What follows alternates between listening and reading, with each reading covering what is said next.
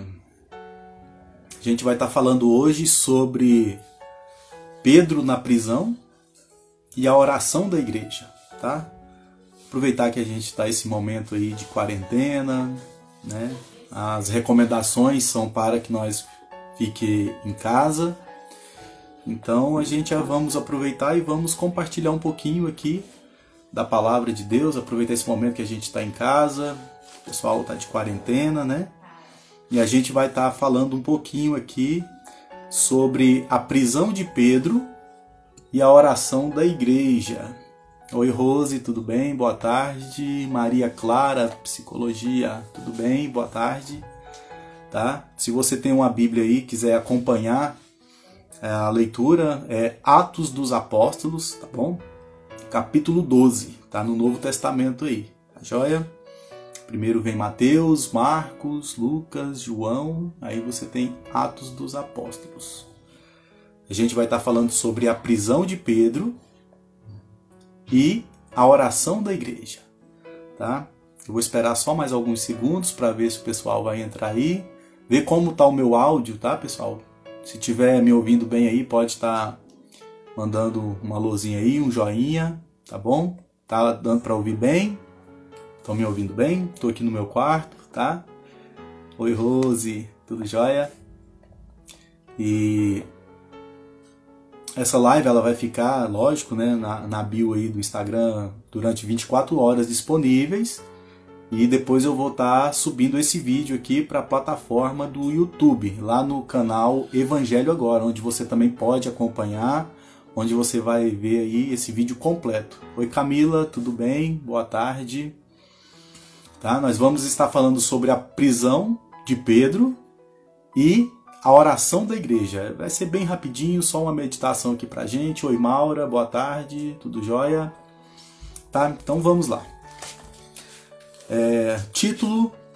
A título aqui do assunto que a gente vai falar é a prisão de Pedro e a oração da igreja. Tá bom, Raquel?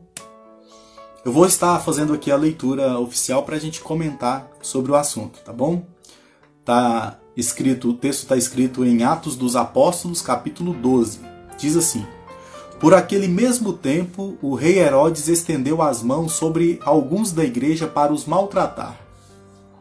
E matou à espada Tiago, irmão de João. E vendo que isso agradara aos judeus, continuou mandando prender também a Pedro. E eram os dias dos asmos. E havendo-o prendido, o encerrou na prisão, entregando-o a 4 quaternos de soldados, para que o guardassem, querendo apresentá-lo ao povo depois da Páscoa. Pedro, pois, era guardado na prisão, mas a igreja fazia contínua oração por ele a Deus. E quando Herodes estava para o fazer comparecer, nessa mesma noite estava Pedro dormindo, entre 2 soldados, ligado com 2 cadeias, e os guardas diante da porta guardavam a prisão. E eis que sobreveio o anjo do Senhor, e resplandeceu uma luz na prisão. E tocando a Pedro no lado, despertou, dizendo: Levanta-te depressa. E caíram-lhe das mãos as cadeias. E disse-lhe o anjo: Cinge-te, e ata as tuas sandálias. E ele o fez assim. Disse-lhe mais: Lança às costas a tua capa e segue-me. Lendo aqui o versículo 12, está dizendo assim: E considerando ele nisso, foi à casa de Maria, mãe de João, que tinha por sobrenome Marcos, onde muitos estavam reunidos e oravam. O cenário aqui é o seguinte: Jerusalém estava em festa. Eles iriam comemorar a Páscoa. Então, Jerusalém estava muito movimentada. Todo o pessoal da Judéia, da Galiléia, região de Tiro, de Sidom, de Decápolis, estavam todos reunidos ali em Jerusalém para comemorar a Páscoa. E o interessante aqui é que nesse mesmo período a igreja primitiva estava passando por perseguições por parte do Império Romano, por parte de Herodes. E quando a gente lê o texto, a gente observa que Tiago, que era um dos apóstolos, que era um dos discípulos, ele foi preso e foi morto, decapitado. Então Herodes, que reinava nessa época, e aqui eu estou dizendo que não é o Herodes o Grande, o mesmo Herodes que é mencionado lá em Mateus. Esse aqui é Herodes Agripa, o tetrarca. Ou seja, ele era neto do Herodes o Grande. Mas a maldade era a mesma, tá bom? Então o que acontece? Quando eles matam Tiago, decapitado, eles veem que isso agradou os judeus. Então o que Herodes agora faz? Ele fala, se eu matei Tiago e o povo gostou, então agora eu vou lançar mão de um que é mais visível. Eu vou lançar mão de um apóstolo que tem mais força de expressão, que é mais conhecido. E fazendo isso, eu sei que a minha popularidade vai subir ainda mais. Então o texto bíblico vai dizer que Herodes manda lançar mão de Pedro. Então Pedro ele é preso e é conduzido para a fortaleza Antônia. Era o lugar onde eles detinham as pessoas. O interessante aqui, algumas coisas que a gente deve observar, é que Pedro ele não oferecia nenhum risco para o Império Romano. Pedro aqui não estava armado, mas mesmo assim o texto que a gente acabou de ler diz que Pedro foi guardado, foi escoltado por 4 quaternos de soldado, ou seja, cada grupo de 4 soldados. Isso dá uma soma de 16 soldados. Mas existem algumas coisas que Herodes manda arrancar de Pedro antes de colocá-lo na prisão. Herodes vai mandar arrancar a capa de Pedro, vai mandar arrancar o cinto de Pedro e vai mandar arrancar as alparcas, ou seja, as sandálias de Pedro. Então Pedro está agora, neste momento, dentro dessa prisão, dentro dessa cadeia. Ele está algemado, pés e mãos. E o interessante aqui é que no mesmo momento em que Pedro está nessa prisão, tem muitas coisas acontecendo. As ruas de Jerusalém estão lotadas, muita gente de fora, porque era época de Páscoa, todo mundo em Jerusalém para sacrificar a Páscoa. Lá no palácio de Herodes, Herodes estava reunido com os príncipes, com os reis, estava se banqueteando, estava enchendo a cara, estava festejando. Pedro estava preso dentro da prisão, mas em uma casinha em Jerusalém, lá na casa da irmã Maria, tinha um grupo de pessoas reunidas orando a Deus. O texto que nós acabamos de ler diz que estavam todos reunidos na casa de Maria, mãe de João Marcos, e eles faziam contínua oração. Olha só que detalhe interessante. Pedro, ele está preso. E o texto vai dizer que Pedro dormia entre 2 soldados. Agora eu pergunto para você, como que pode alguém que está preso em iminência de morte, porque Pedro iria ser apresentado no outro dia diante de Herodes, provavelmente ia ser condenado à morte, mas Pedro aqui, mesmo estando preso, mesmo estando condenado para ser julgado à morte, Pedro está dormindo. Olha só, por que Pedro está dormindo?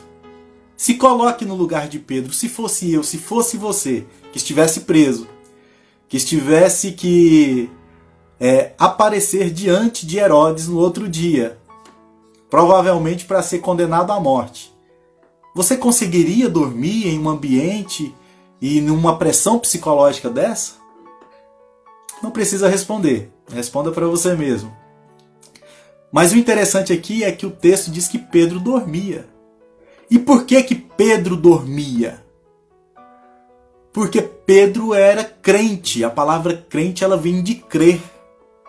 Pedro estava descansado. Pedro estava com equilíbrio emocional e espiritual. Pedro estava cheio de fé. Pedro estava cheio de convicções. Pedro estava cheio de esperança. Por que Pedro estava conseguindo dormir dentro de uma prisão? Provavelmente pronto a ser sentenciado à morte no outro dia. É simples. Quando nós lemos o evangelho escrito por João, nós vamos ver que um dia, quando Jesus estava nessa terra como verbo encarnado, Jesus fez uma promessa para Pedro. Jesus conversou com Pedro. Olha só o que Jesus disse para Pedro. Jesus disse assim, quando ele estava como verbo encarnado aqui nessa terra. Ele disse assim, ó: Pedro, chegará um tempo em quando tu estiveres velho, que lançarão mão de ti e levarão você para lugares que você não queria ir. Olha só, Jesus falou isso para ele. Quando tu estiver velho, vão lançar mão de você e vão te conduzir, vão te levar para lugares que você não queria ir. Pedro colocou isso na cabeça. Pedro guardou essas palavras dentro do coração. Porque quem disse essas palavras? Jesus Cristo. Então é por isso que Pedro, mesmo estando na prisão, ele consegue dormir e descansar em paz. Porque Herodes tinha jurado ele de morte. Pedro estava preso. A perseguição da igreja estava ferrenha. Mas Pedro tinha uma promessa dentro dele. E quem fez essa promessa para ele? Nada mais, nada menos do que Jesus Cristo. E quando Jesus promete alguma coisa, ele é fiel e verdadeiro para cumprir. Então, quando os soldados chegam para prender Pedro, quem sabe, isso não está no texto, mas quem sabe, Pedro viu o reflexo do rosto dele em um escudo romano, ou no fio da espada, ou de uma lança, e ele percebeu que ainda não estava velho, ou seja, o tempo, a idade, não carregou sobre o seu rosto. Quem sabe Pedro viu a sua imagem refletida em alguma coisa, em algum espelho, e disse: eu ainda não estou velho. O peso da idade ainda não caíram sobre a minha pele. E eu me lembro que quando Jesus estava entre nós nos ensinando, ele disse que quando eu estivesse velho, e eu estou observando aqui que os meus cabelos ainda não estão brancos, a minha pele não está enrugada. Alô, Falcão Josué, um abraço para vocês. Dupla maravilhosa do Estadão de Goiás, que eu admiro muito, viu, gente? Quem não conhece aí o trabalho de Falcão Josué, entra no YouTube aí, sabe? Só hinos abençoadíssimos, moda de viola, um sertanejo raiz. Então, voltando aqui, um abraço para vocês também, tá bom, meus amigos? Então, voltando aqui, Pedro, ele estava crendo naquela promessa que Jesus falou, que quando ele estivesse velho, e ele percebeu que ainda não estava velho. Por isso que ele começa a descansar. Por isso que mesmo preso, ele consegue dormir.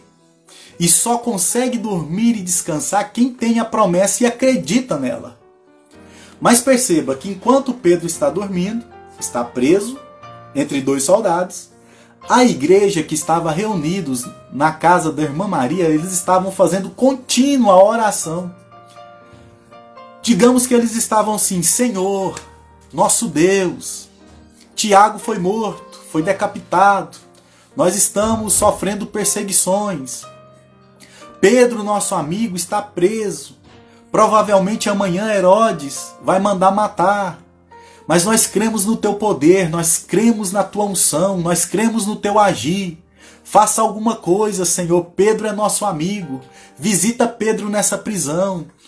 Age, Senhor, nessa causa. E quando a igreja começa a orar em comum acordo, a Bíblia diz que tudo que é ligado, é acordado aqui no céu, isso é ligado no céu. Aqui na terra, tudo que é concordado na terra é ligado no céu. Então Deus ouve a oração da igreja que está reunida, e aí Deus dá ordem para um anjo visitar preso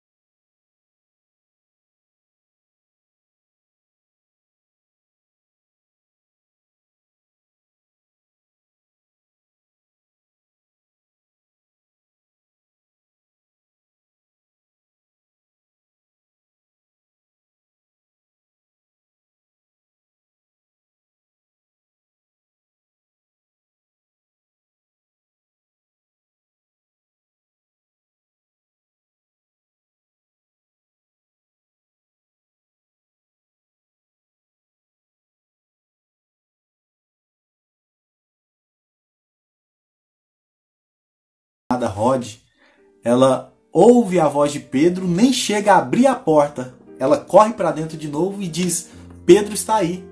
E a igreja que estava orando pela vida de Pedro, nem eles mesmos acreditaram. Porque o milagre foi tão grande, foi tão rápido, foi tão instantâneo, a resposta da oração foi tão rápida, que eles não acreditaram. Então eles disseram: não é Pedro, deve ser o anjo dele. Mas quando eles voltam lá na porta, que abre a porta, que vê em Pedro, eles ficam eufóricos, eles ficam felizes, alegres, e Pedro faz sinal para que eles baixem a bola, façam silêncio. E Pedro fica ali com eles. O que é que eu tenho a dizer, só para concluir aqui essa breve passagem bíblica? É que enquanto existe festa na cidade, enquanto existe banquete montado nos palácios, enquanto existem pessoas circulando pelas ruas, enquanto existem pessoas dentro da prisão, existem também uma igreja reunida orando a Deus, conversando com Deus, agradecendo a Deus, fazendo as petições a Deus. Perceba que no mesmo momento, no mesmo instante, na mesma hora, muitas coisas estavam acontecendo em Jerusalém. O povo reunido para comemorar a Páscoa, festa lá no palácio de Herodes, Pedro na prisão, mas lá na casa da irmã Maria tinha gente orando. E a oração da fé, a oração do justo, ela surte muito em seus efeitos. Então, nesse momento de crise que nós estamos passando, nós estamos vivendo a crise aí desse vírus, né? Nem vou falar o nome aqui porque eu vou subir o vídeo pro YouTube e eles estão restringindo tudo quando a gente fala, mas vocês sabem.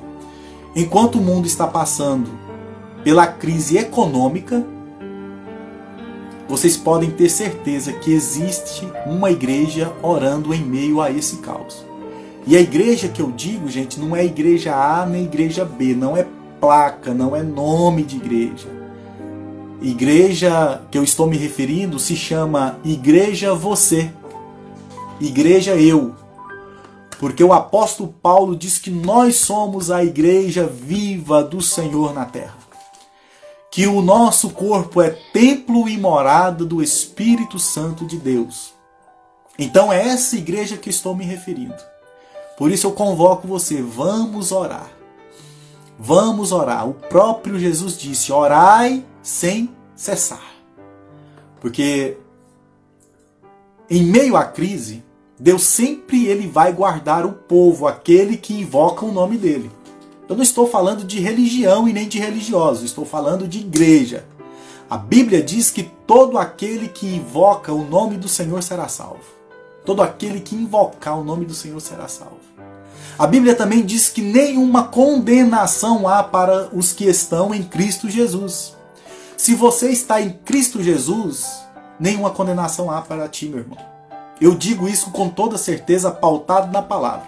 Agora eu digo, se você está preso à religião, a dogmas impostas por homens, aí é outra coisa. Mas se você está fundamentado, alicerçado em Cristo, que é a estrutura principal da igreja, que somos nós, porque Cristo é a nossa oliveira verdadeira e nós somos os ramos que estamos enxertados nele. Se nós estamos enxertados nessa oliveira verdadeira que é Cristo, de maneira alguma ele lança fora. Então, não há motivo para pânico, há motivos para orar. Não há motivo para medo, pânico, há motivos para se humilhar, buscar a face do Senhor, buscar a face de Deus. Veja, se você ler a Bíblia, a história todinha, o Antigo Testamento, você vai ver que o povo de Deus sempre houve calamidade, mas Deus sempre teve solução e Deus sempre guardou. Lembra que Deus guardou a família de Noé em meio ao dilúvio? Lembra que Deus guardou o povo dele quando ele enviou as pragas no Egito? Perceba que para os egípcios aquilo era praga, era pestes, era mortandade. Mas para o povo de Deus que estava em Deus e que estava dentro de casa, aquilo para eles não eram pragas e nem pestes, mas eram um sinal de Deus. Então isso para nós não é pandemia nem epidemia e também não é colapso. Isso é sinal de Deus. E vai sofrer muito quem não está alicerçado em Deus. Porque o mundo pode estar em crise, pode estar caótico, mas nós que somos igreja e que cremos na promessa de Jesus Cristo, perceba que quem fez a promessa não foi homem que erra, foi o próprio Jesus Cristo que deixou essa promessa e essa autoridade para nós, dizendo para nós termos bom ânimo, porque ele venceu o mundo e nós também venceríamos. Ou seja, pode estar tudo desabando ao nosso redor, mas que aqui dentro nós tenhamos ânimo. Podemos até estar tristes, preocupados com alguma coisa, mas que o nosso espírito venha estar animado, tendo ânimo e fé em Deus, porque Jesus diz que essas coisas todas serão passageiras, para nós buscarmos primeiro o reino dos céus. Perceba que há uma promessa de Jesus para as nossas vidas. E ele nunca prometeu vida feliz nessa terra. Pelo contrário, ele diz que nesse mundo nós teríamos aflições, no plural. Perceba, aflições, no plural. Mas que era para nós termos bom ânimo, porque assim como ele venceu o mundo, assim também nós iríamos vencer. Tem muita gente que está sofrendo neste momento. Tem pessoas tendo surtos psicológicos. Tem pessoas que estão ansiosas, desenvolvendo quadros depressivos. Mas nós vamos orar, viu? Cada um na sua casa, tire um momento, entra para dentro do seu quarto, feche a porta e fala com o Pai em oculto. Fala com Deus. Vamos orar pela vida da nossa família. Vamos orar pela vida da nossa parentela. Vamos orar pela vida dos nossos amigos, pela vida da nossa nação, do nosso país, pelo mundo. Vamos fazer a nossa parte. E se nós juntarmos um pouquinho de força aqui, uma petição a Deus aqui, outra ali, isso vai desencadear algo extraordinário. E quando nós concordamos aqui nessa terra, em um algo, em um assunto específico, isso é ligado no céu e Deus ele vai responder a oração, tá bom? E mesmo que tenhamos que passar por crises financeiras, por esse colapso, por essa peste, por esse vírus, que isso não venha abater o nosso espírito e nem abalar a nossa fé. Jesus disse que quando certas coisas estivessem acontecendo era para nós nos alegrarmos, porque a nossa redenção se aproximava. Gente, esse mundo que nós estamos vivendo, se a gente for olhar por uma outra perspectiva de olhar, perdeu a graça, perdeu o sentido, nada mais faz sentido. Mas existe um lugar preparado por Jesus Cristo para todos aqueles que estão nele. Não é para quem está na religião A e nem religião B, é para quem está nele. De fato nele, que acredita nele, nas promessas dele. Olha só a promessa que ele deixou. Na casa de meu pai há muitas moradas. Eu vou preparar-vos lugar, porque onde eu estiver, eu quero que vocês estejam também. Olha só o que o apóstolo Paulo diz quando ele foi arrebatado, o Espírito foi até o terceiro céu. Ele disse assim, ó, o que o olho não viu, o que o ouvido nunca ouviu, e o que não chegou ao coração do homem, isso é o que Deus tem preparado para nós. Então, o que nos aguarda para o futuro, na eternidade, em outra dimensão, é infinitamente melhor do que isso aqui. Há um descanso para nós. Há algo tremendo, lindo, belo, maravilhoso preparado para nós, para quem está em Cristo Jesus. Então eu quero dizer para você também, aproveitando aqui a oportunidade, não desfaleça a sua fé. Não deixe que essas coisas que estão acontecendo ao nosso redor abale a sua fé. Que a sua fé seja como a casa do homem prudente que edificou sobre a rocha e vindo o vento não a abalou. Não conteste com Deus, porque isso, porque aquilo. Deus está no controle de tudo, Ele não perdeu o controle. Certas coisas estão acontecendo pela permissão dEle. A palavra de Deus está se cumprindo a cada dia. Tem muitas coisas ainda para acontecer, mas nós cremos à luz da Bíblia que esse tanto de coisa vai acontecer em um espaço curto de tempo. Mas não há motivo para você ficar triste, para você ficar com medo. Ai, eu não vou ser salvo. Não. Se você está em Cristo Jesus, nenhuma condenação há. Se você entregou a sua vida para Jesus, nenhuma condenação há. Porque de maneira alguma Jesus ele lança fora todos aqueles que querem Ele, que se aproximam dele. Tá bom? Ore. E eu tenho certeza que o poder da oração da igreja, que somos nós, ela vai ter um efeito muito grande sobre a nossa nação. Que em nome de Jesus, esse vírus ele não propague, ele não vira aí uma epidemia aqui no nosso país.